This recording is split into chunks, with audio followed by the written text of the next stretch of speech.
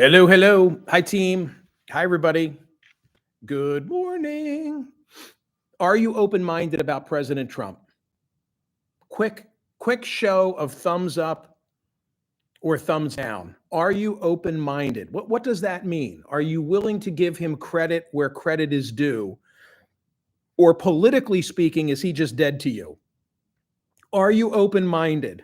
Are you open-minded? Show me thumbs. Yeah, thumbs I can see. Thumbs I can see. Okay, some yes, some no, some yes, some no. Fabrizio, no. I'll tell you why I ask in just a moment. Thank you to my friends at Parks Casino. Rainy weather in the Northeast today. Later this afternoon, they say thunderstorms are going to blow through. I'm in Midtown Manhattan as I speak, but I'll be home later. If you're looking to get in from the inclement weather, a week ago it was 100-degree temperatures. Today it's rain. Check out Parks Casino in the Philly burbs, not far from Jersey, not far from New York, not far from Delaware, accessible in the entire Northeast, just off the Pennsylvania Turnpike. And this summer, consider Parks Casino for all of your headline entertainment. Whatever you want, they've got it. Gary Clark Jr., UB40, Australian Pink Floyd, The Revivalists. I still need to look this up. Roots rock with a modern twist. The tour is called All in the Family, 10 Years of Men Amongst Mountains. Kansas, the Psychedelic Furs and Gary Newman. Everclear, the Sparkle and Fade 30th Anniversary Tour. Almost Queen. You know what that is, a tribute to Queen. And Bill Murray, the one and only Bill Murray, for One and Only Night with his Blood Brothers on November 15. All the gaming inside that you could ever want, wagering on sports through the app, and of course, the headline entertainment. It's all at Parks Casino. Tickets are at Parks, P-A-R-X, casino.com. You got to be 21. Gambling problem, call 1-800-GAMBLER. A preliminary note, because I don't want to forget to say this, and because I'm so appreciative of those who are here on a regular basis. I am going fishing.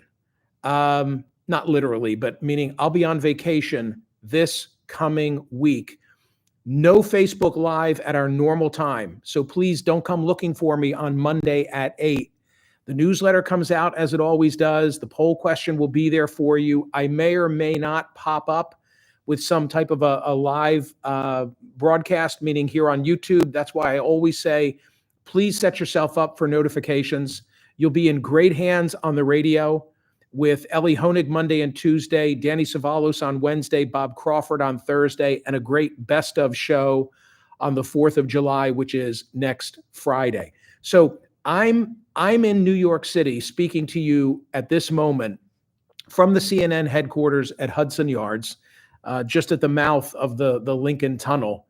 It's kind of funny because I remember back in the days of guest hosting Hardball for Chris Matthews at 30 Rock, which, as the crow flies, is probably a mile, and probably, what would it be, 20, 25 blocks. And yet I could remember getting off air and calling my wife and saying, okay, the show's over, I'm headed home. Well, when will you be home? And I would say, I don't know, because I don't know how long it's going to take me to get to the tunnel. And it could take me an hour to get that 1.5 miles to the tunnel. Now I'm right at the tunnel. Anyway, I digress. I'm here today not only to deliver my live program at 9 a.m., but then to immediately thereafter, with the change of a tie, record a program that will air on CNN on Saturday, July the 5th. So going over all the notes right now for not one, but two shows, two different commentaries. Fingers crossed that the July 5th show will air, because I'm excited. It's a mingle theme. Think about it. I'm delivering a program on the 4th of July weekend, and you've got to do it a week in advance, so you can't be right on the news. What are you going to talk about? And I wanted to reflect on the state of the country at this moment in time when we're about to celebrate our 249th birthday.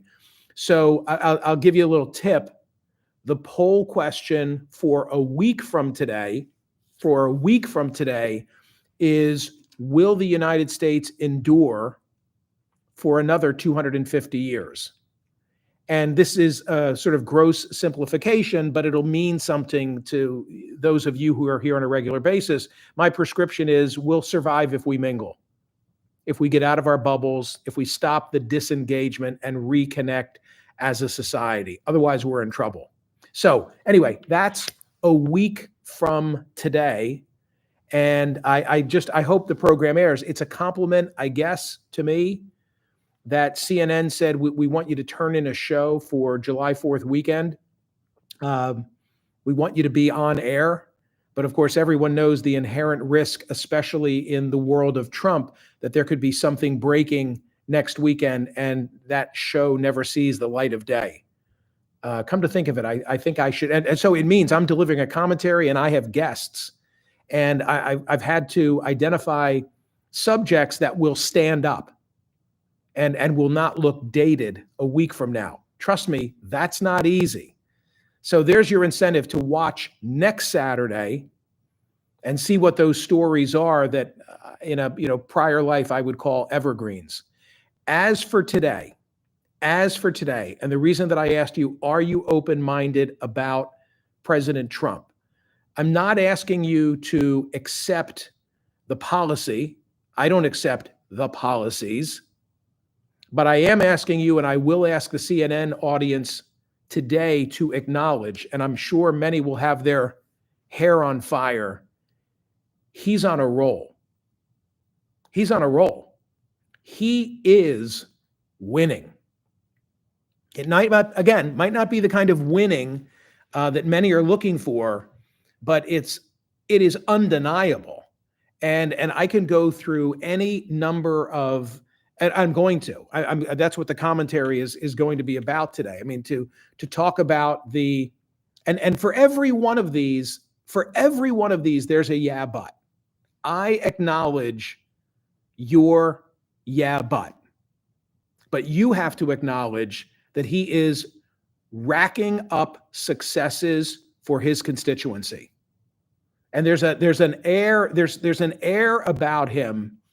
There is I almost said quiet confidence. Nothing's quiet, but his demeanor has been slightly different. Like I think, he gets it now. He knows the ropes, to use the boxing expression. First time he came into office, he didn't expect to win. He didn't expect to win either. Right? We didn't expect him to win. He didn't expect to win. He was surrounded by strangers and unfamiliar with the task. This time, he hit the ground running. He's surrounded by loyalists. He knows what he wants to do. And he is flexing executive power and will now really do so, given the Supreme Court ruling yesterday, theoretically, about birthright citizenship.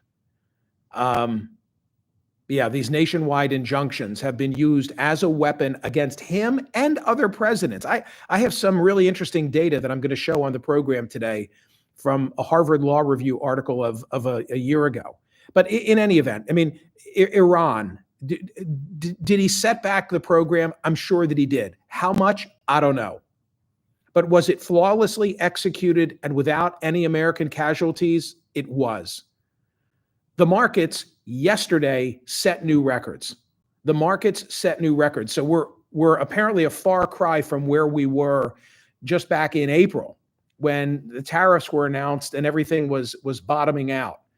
What else? The border crossings. The border crossings are down like 93% in comparison to a year ago. Again, you might not like them, but relative to the Supreme Court, he's getting what he wants. He goes over to NATO. I mean, I could go on and on and on. Goes over to NATO and gets them to agree to a 5% level of GDP as opposed to the, 2 or 2.5%. I mean, on any number of fronts, he seems unstoppable, at least between now and the midterms. And he'll probably get this quote unquote big, beautiful bill through. Again, do I like it? I don't like the fact that it's going to add 4, maybe more trillion to the national debt, but I acknowledge it will be yet another achievement for President Trump. And then the cherry on top of the cake is that Zohran Mamdani wins the Democratic nomination for mayor of New York City. And you're saying, well, why is that good news for Trump? It's good news for Trump because it's a new foil for him. I mean, come on, the running against and campaigning against and governing against Joe Biden wears a little thin. He's now got a Democratic socialist. He's got a Democratic socialist. But very interesting, there's a New York Post story today. I put it in the newsletter. It's in the newsletter that if you look at the Mamdani campaign literature, this is the New York Post's coverage, that his tax plan calls for increased taxation. This is a quote, according to the New York Post, on richer, whiter neighborhoods. Can you imagine the field day Trump and Fox and conservative outlets and observers will have, the fun they will have spreading that across the country as the Democratic opposition? Do you want Donald Trump, or do you want the side that wants to tax the richer, whiter neighborhoods? So that's a really interesting race. That is a really, I said earlier this week, I love big city mayoral races. There hasn't been a good one recently, but the dynamics of this with Eric Adams and with Cuomo staying on the ballot, at least as of this moment in time, it's got all the makings. It's got all the makings. So, yeah, my first words, got my 9 o'clock commentary and then my 10 o'clock commentary. But my first words are, President Trump is having a moment. President Trump is having a moment. And the way I'm going to close it, I'm going to say what I said to you a moment ago about him coming in this time surrounded by a team of loyalists.